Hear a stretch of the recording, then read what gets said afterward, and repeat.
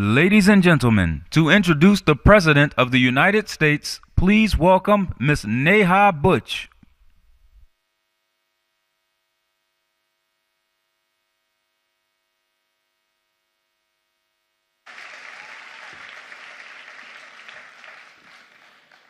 Good morning, everyone.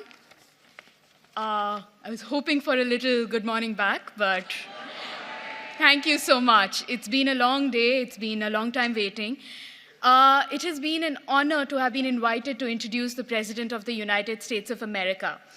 And of course, the first question I asked was, how do you introduce someone who is known to everyone? So I'm going to try and do this through a short story, and bear with me, it is going to be short and it is connected. So when I was 16 years old, I was determined to change the world. My parents had always said that, if you don't like something, then change it, take action, don't complain. So I started volunteering with two groups of 3 to 4-year-olds, one which was in a remand home and one which was in a private school. Now my job was really to help them learn about education, health, and environment by using stories and putting them to theater and music. Now, some of you who know me out there can vouch for the fact that I cannot carry a tune.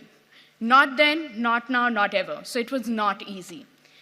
But that experience really changed me.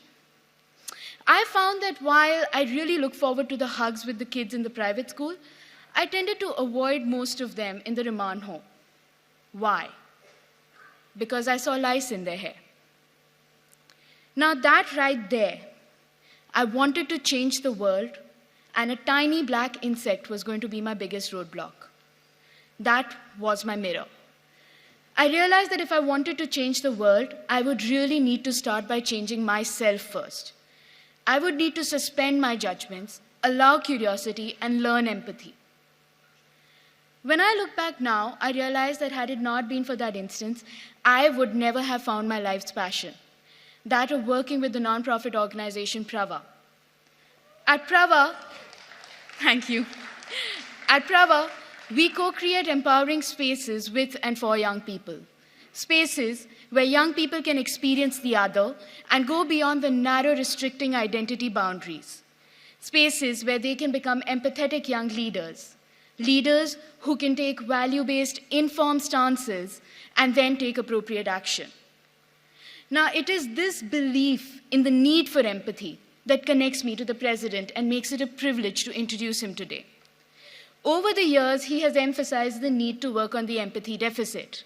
He has talked about how we need to move out of our narrow ambit and experience the other. We have to be able to move out and experience the other to be able to find our truest selves. What is even more incredible is the fact that he has attempted to demonstrate it himself, reminding us time and again that personal and social transformation go hand in hand. Ladies and gentlemen, it is now my pleasure to welcome on behalf of all the people in India, the man you've been waiting for, the President of the United States of America, Mr. Barack Obama.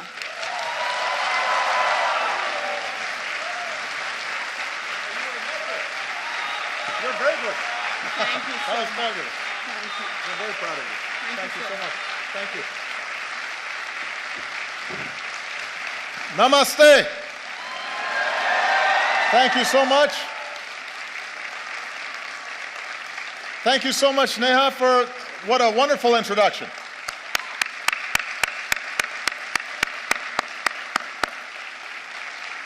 Everybody, please have a seat.